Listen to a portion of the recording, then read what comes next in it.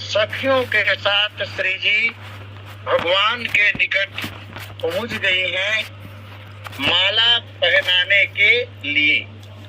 और इसी अवसर का वर्णन करते हुए मानस कवि कहते हैं, तन सकोच मन परम उछाहु,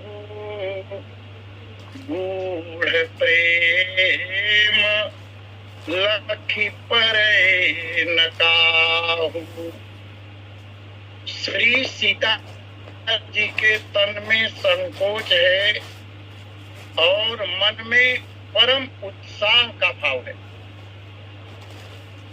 गूढ़ प्रेम जो सीता जी के हृदय पटल पर श्री राम जी के प्रति विराजमान है, उस प्रेम को किसी ने नहीं जाना।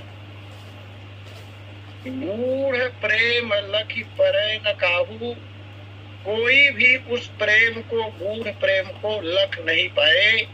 पंक्ति का सामान्य अर्थ यही है।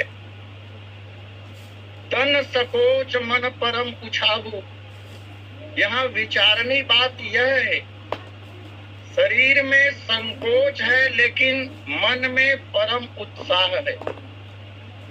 प्रायः ऐसा देखा जाता है कि मन में उत्साह का भाव जब आता है, व्यक्ति उत्साहित होता है, तो उसकी इंद्रियां जो होती हैं वो सक्रिय हो जाती है। उस समय व्यक्ति यदि चल रहा हो और मन में अथवा हृदय में उत्साह का भाव हो, तो पैर जल्दी जल्दी, कदम जल्दी जल्दी बढ़ते हैं।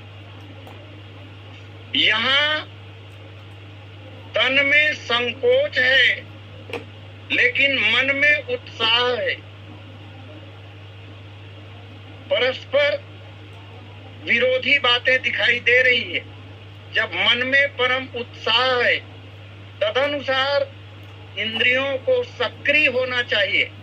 वैसे श्री सीता जी सोच तो रही हैं या सोच तो रही थी कि मैं कितनी जल्दी भगवान के निकट पहुंच जाऊं और यह जयमाला भगवान के गले में डाल दूं। मन में ये भाव थे, लेकिन तन जो है वहां संकोच है, लज्जा का भाव है।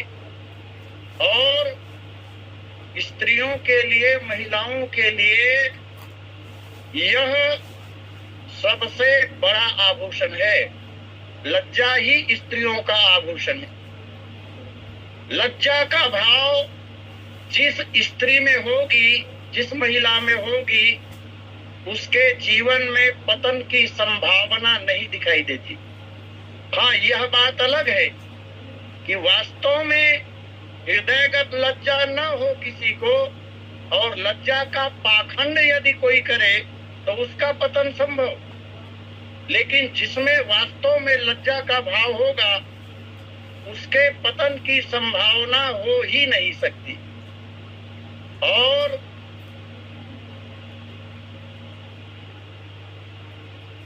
उत्तम नारियों का यह इस नख से लेकर सीख तक श्री सीता जी के संपूर्ण अंग प्रत्यंग लज्जा से विभूषित हैं। लज्जा कूट कर भरा हुआ है। और इसी के चलते ऐसा भी कह सकते हैं कि स्त्री स्वभाव लज्जा जो है वो मूर्तिमती होकर आज प्रकट हो गई हो। ऐसी स्त्रियों को ही शीलवती भी कहते हैं। और यह श्री जानकी जी में आरंभ से ही विद्यमान है। गोस्वामी जी महाराज ने एक जगह एक पंक्ति कही, प्रभु जब जात जानकी जानी, दुख स्नेह शोभा गुण खानी। गुण खानी, श्री सीता जी में जो लज्जा का भाव है, यह आदर्श स्त्रियों में प्रायः देखा ही जाता है।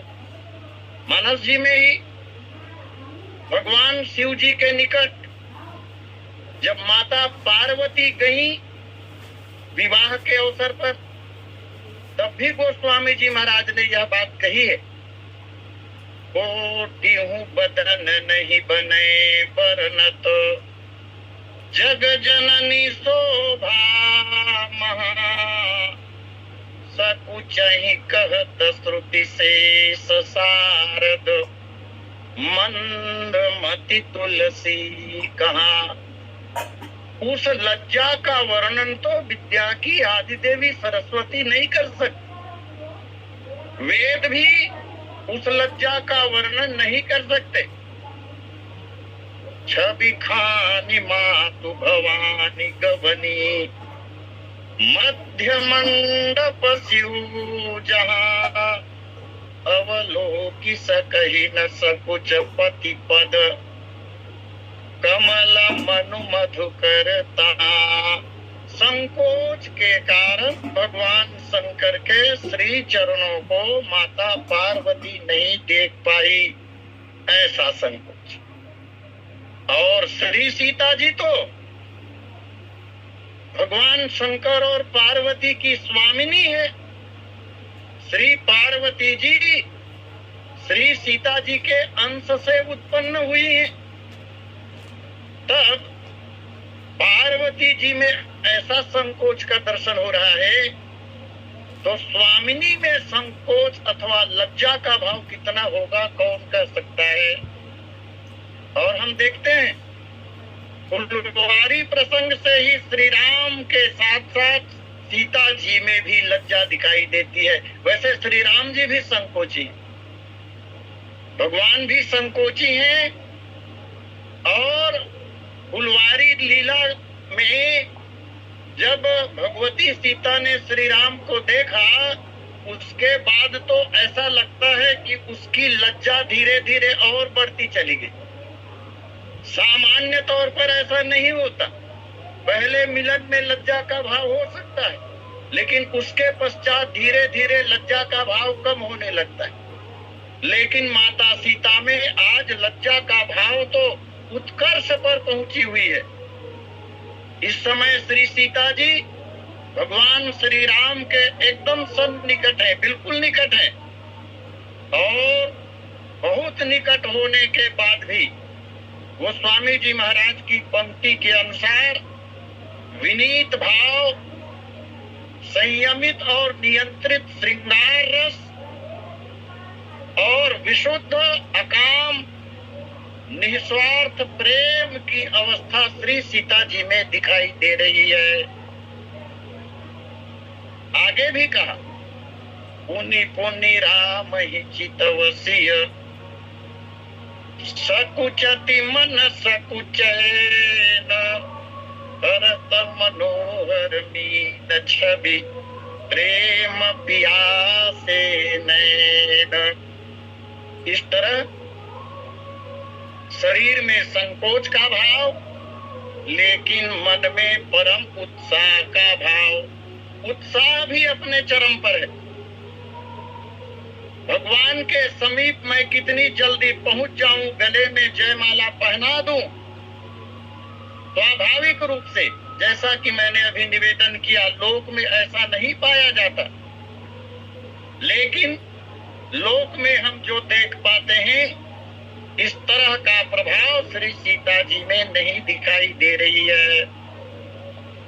मन में जो उत्साह का भाव है, परम उत्साह का भाव, उसे नियंत्रित करके रख लिया है मानो तन के संकोच ने। तन का जो संकोच है, जो लज्जा का भाव है, उसने मन के परम उत्साह के भाव को नियंत्रित करके रखा है।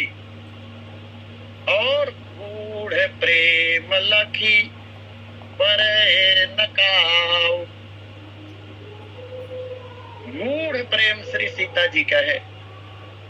प्रेम भगवान का स्वरूप कहा जाता है।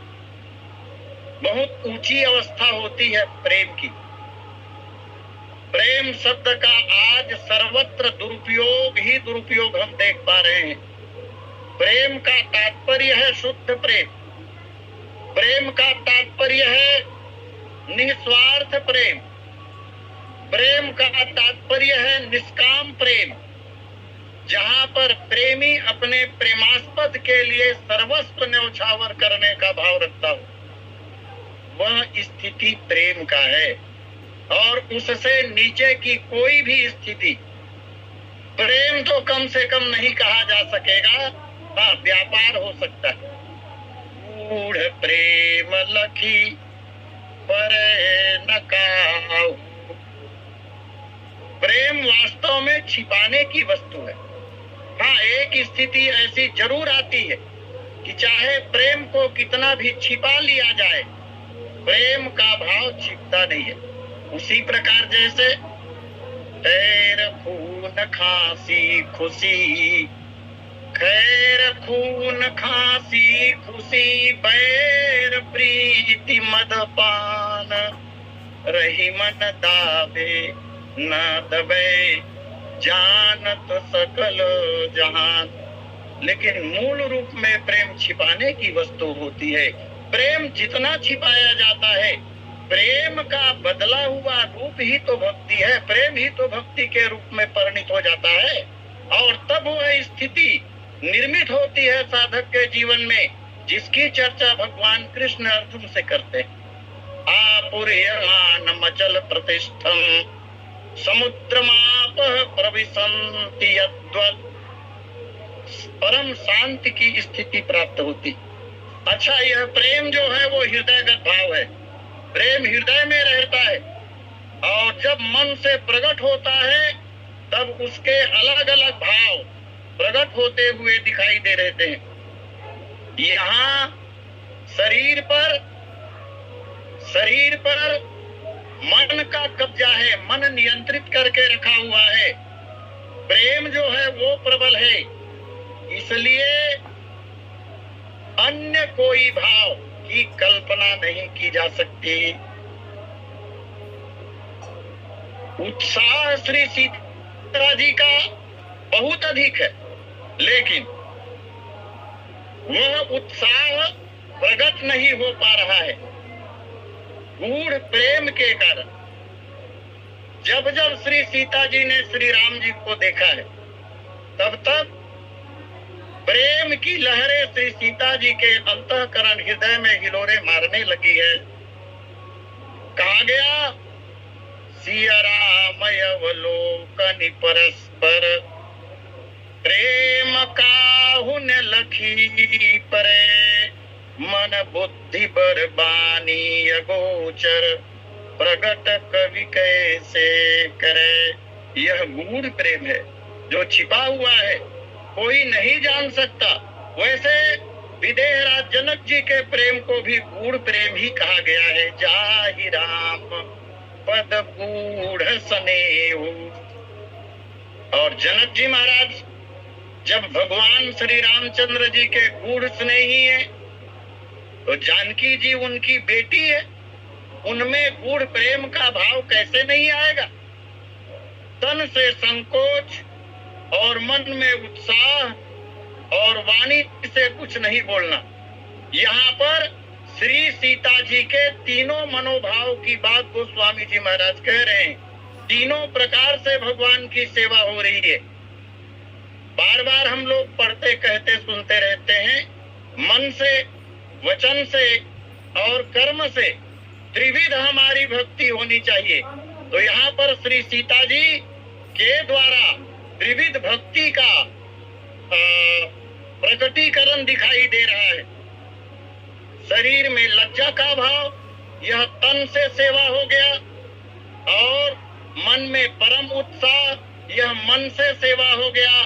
और वाणी के द्वारा श्री जी अभी चुप है, कुछ नहीं बोल रही है।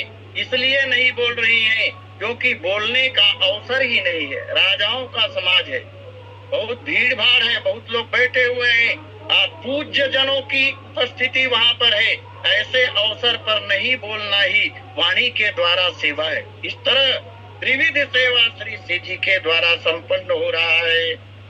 सीता जी भगवान राम के पास गई, जाहि समीप राम जब देखी रही जनु कुंवर चित्रयवरेखी। श्री सीता जी जब राम जी के पास गई और निकट से भगवान की छवि को देखा तो श्री सीता जी की दशा कैसी हो गई? वो स्वामी जी महाराज कह रहे हैं, रही जनु कुंवर चित्रयवरेखी। श्री सीता जी वैदेही हो गई। जिस प्रकार से चित्र की स्थिति होती है भगवान राम के सामने, ऐसा लग रहा है मानो सीता जी चित्र के रूप में ही खड़ी हो, कोई तस्वीर खड़ी हो, इस तरह का आभास हो रहा है। अभी तक उन्होंने भगवान को इतने निकट से देखा नहीं था, अभी सन्निकट होकर देख रही हैं। इसके पहले फुलवारी लीला में श्री जानकी जी ने भगवान राम को देखा तो था, लेकिन दूर से देखा था। लता ओट तब सखिन लखाए और श्यामल गौर किशोर सुहाए।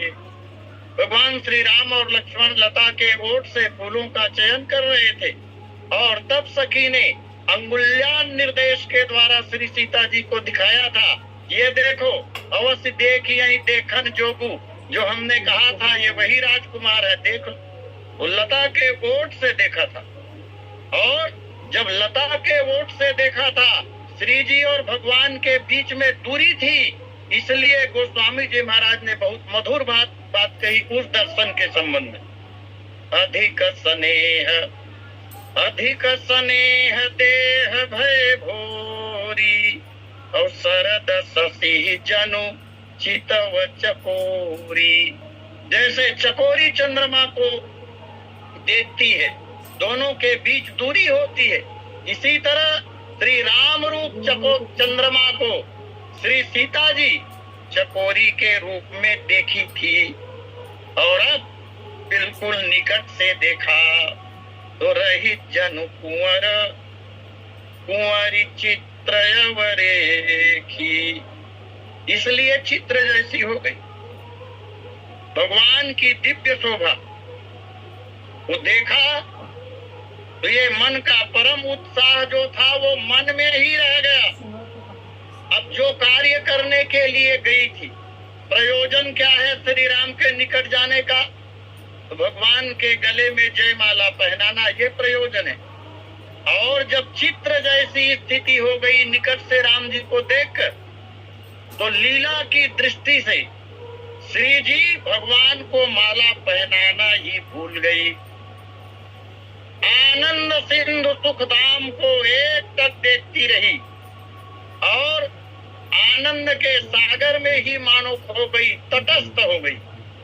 क्या करना है यह स्मरण में नहीं रहा, इसलिए ऐसा लग रहा है कि श्री सीता जी चित्र के समान सामने खड़ी हुई है। और इसका कारण क्या? तो इसका कारण गूढ़ प्रेम और भगवान श्री रामचंद्र जी महाराज का प्रभाव ही है। श्री राम जी स्वयं प्रेम को सर्वाधिक महत्व देते हैं। राम ही केवल प्रेम प्यारा, जान ले ही जो जान निहारा। वैसे पहले सभा ही चित्र जैसी हो गई थी, ऐसा वर्णन मिलता है मानस जी में। पाषाण प्रतिमा के समान सारी सभा भगवान को देखने लगी थी। राम बिलो के लोग सब, राम बिलो के लोग सब चित्र लिखे से देखी, चितई सी कृपायतन जानी बिकल देखी। ऐसा होगा भी क्यों नहीं। विश्व विलोचन चोर मान मनहारी श्री राम जी ने श्री सीता जी के मन और नेत्रों को मानो चुरा लिया। विश्व विजय के साथ आज विश्व जननी संसार की माता, क्या सुंदर संयोग है। जगत जननी विश्व विजय के साथ, और वही सीता जी जो विश्व निर्मात्री हैं, उद्भव स्थिति संहार कारिणीम क्लेश हारिणीम सर्वश्रेयस्करीम सीताम नतो हम राम वल्लभा। जगत जननी, जगत विजय के प्रतीक उस जयमाला को लेकर के खड़ी हैं, और राम जी की छवि ने जगत माता को भी आकर्षित कर लिया है। भूल गई माला पहना, कुछ विलंब सा होने लगा। साथ में 8 सखियां हैं और सब चतुर हैं, सयानी हैं। समय को ध्यान में रखते हुए, अपने सयानापन का उपयोग करते हुए, सयानापन को सिद्ध करते हुए सखियों ने क्या किया? चतुर सखी लखी कहा बुझाई, और पहिरा वहु जयमाल सुहाई। श्री सीता जी की दशा को देखकर, प्रेम दशा को देखकर चतुर सखियां समझ गई, और समझकर सखियों ने समझाकर श्री सीता जी से कहा, हे स्वामिनी जू, पहिरा वहु जयमाल सुहाई। ये जयमाला जो है वो पहना दीजिए। और जयमाला के साथ यहाँ सुहाई शब्द गोस्वामी जी महाराज ने दिया। जब सखियों ने जान लिया कि श्री सीता जी प्रेम के विवश हो गई हैं, अपने देह भान को भूल गई है, अगर इस समय हम श्री सीता जी को सचेत या सावधान नहीं करते तो पता नहीं ये इसी अवस्था में कितनी देर तक खड़ी रहेगी, ये कहा नहीं जा सकता। क्योंकि प्रेमियों की दशा ही अलग होती, प्रेमियों का संसार ही अलग होता है। और जब निस्वार्थ प्रेम अपने प्रेमास्पद के प्रति प्रेमी करने लगता है तो वह जगत की चिंता फिर कभी नहीं करता। और यह सभा का मामला है, अच्छा नहीं होगा, समाज में संदेश गलत जा सकता है। यह सोचकर सखियों ने श्री सीता जी से कहा कि जयमाला वहु जयमाल सुहाई, जयमाल सुहाई। हाथों में माला जो है, हाथों में माला की शोभा नहीं है। हाँ, जब तक धनुष नहीं टूटा था ना, तब तक हाथों में माला की शोभा थी। लेकिन अब धनुष टूट गया और आप श्री राम के सन्निकट पधार चुकी हैं, तब हाथों में धरे रखने में माला की शोभा नहीं है, राम जी को पहनाने में माला की शोभा है। इसलिए हे स्वामिनी जू, पहिरा वहु जयमाल सुहाई। पहले भी जयमाला की चर्चा हुई है, लेकिन उस समय जयमाला को सुहाई नहीं कहा। पानी सरोज सोह जयमाला, अवचट चितये सकल भुआला। यहाँ जयमाला के साथ सुहाई शब्द नहीं है। अब समय गले में जयमाला के डाले जाने की है, इसकी शोभा तो गले में होगी। इसलिए पहिरा वहु जयमाल सुहाई। जैसे ही श्री सीता जी ने सखियों के वचन को सुना तो सुनत जुगल करमाल उठाई, लेकिन प्रेम विवश पहिराई न जाई। सखियों के वक्तव्य को, वाणी को सुनकर श्री सीता जी ने, जो अपने दोनों हाथों में माला धारण कर रखी थी, दोनों हाथों से माला को उठाई भगवान को पहनाने के लिए। लेकिन प्रेम अपने चरम पर है, प्रेम की पराकाष्ठा है, प्रेम में विवश है श्री सीता जी। और प्रेम विवशता के चलते, प्रेम विवशता के कारण माला पहनाई नहीं जा सकी। श्री सीता जी ने यहाँ शब्दों पर ध्यान देने की आवश्यकता है।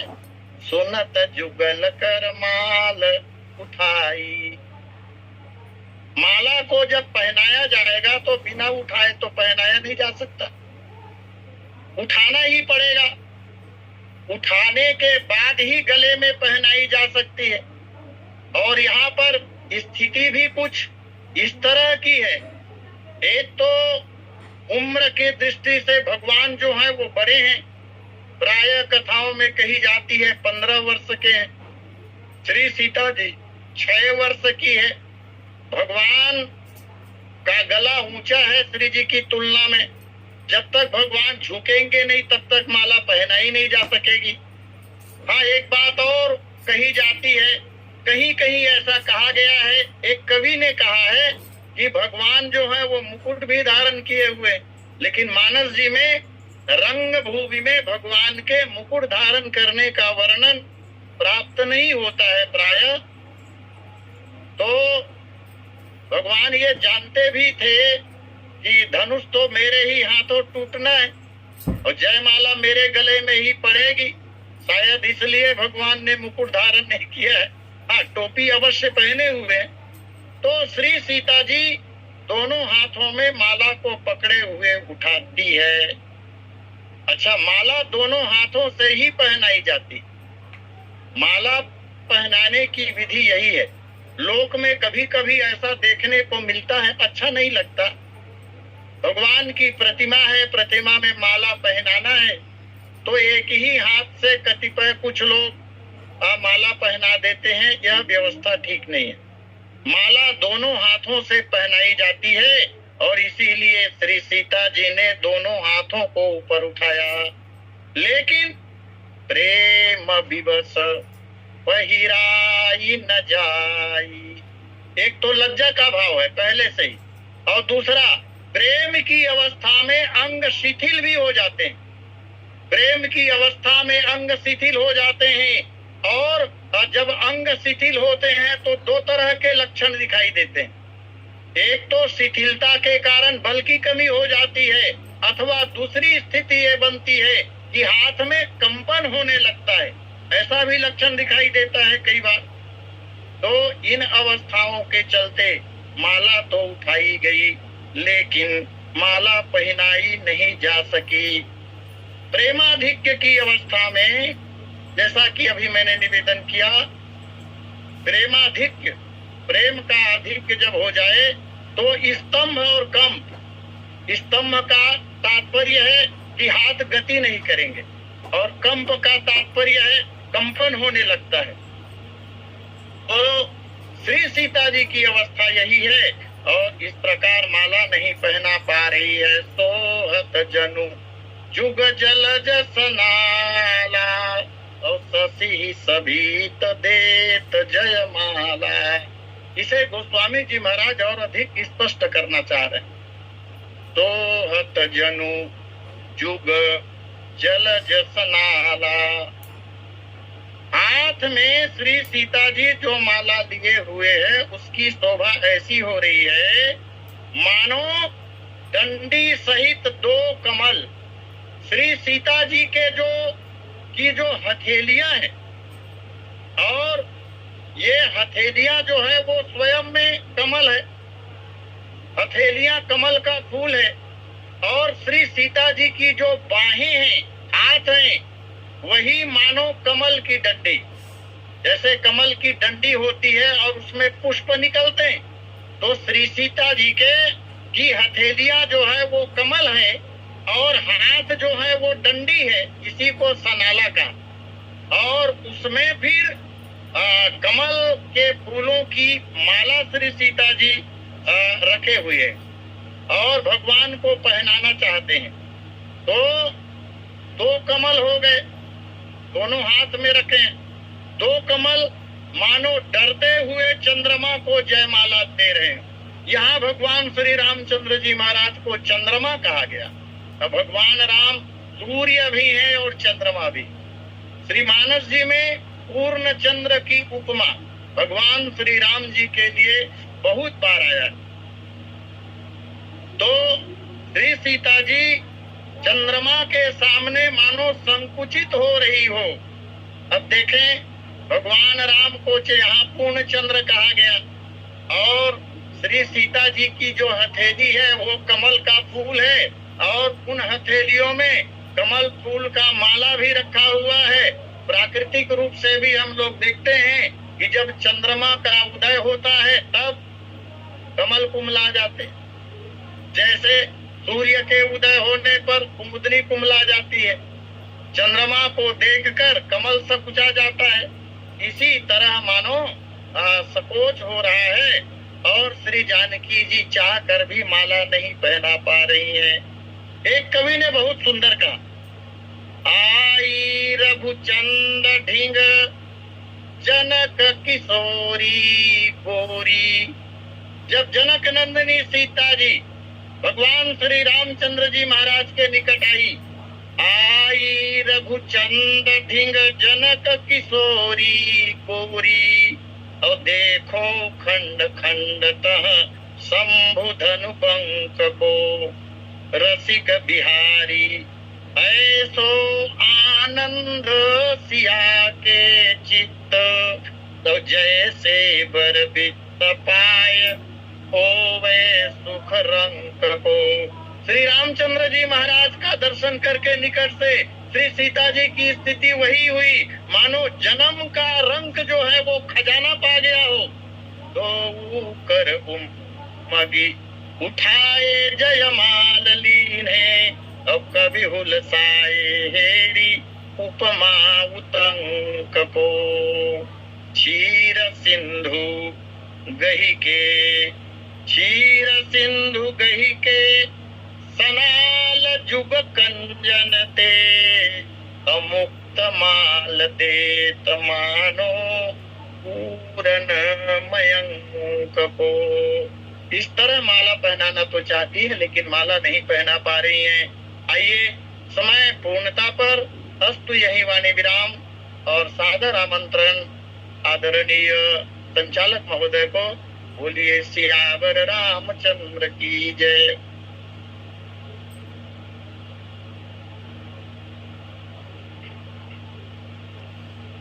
आदरणीय सज्जन वृंद और आदरणीय हमारे आचार्य जी, अभी आपके द्वारा भगवान श्री सीताराम जी के विवाह की चर्चा सुन रहे थे हम सब लोग। उसमें आपने कहा कि भगवान राम मुकुट पहने थे कि नहीं पहने। तो जब भगवान राम और लखनलाल जी को विश्वामित्र जी के साथ में देखे तो कहब नाथ सुंदर दो बालक मुनि कुल तिलक के नृप कुल बालक।